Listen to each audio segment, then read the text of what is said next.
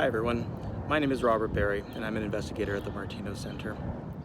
Ever since I was young, my mom has been making me chocolate chip oatmeal cookies, and I'm very pleased to be able to share this recipe with you today. When I left my hometown of Winnipeg and I traveled throughout Canada and throughout the US to follow my research dreams, the one thing I could always look forward to when returning home to Winnipeg to visit friends and family were the chocolate chip oatmeal cookies. And my mom always gave me a couple dozen to take back with me wherever I happened to be living.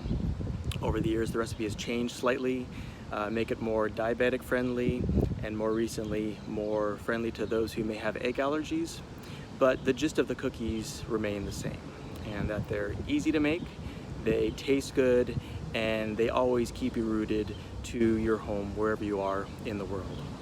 Hope that everyone's doing well, staying safe, and working to keep the spark alive.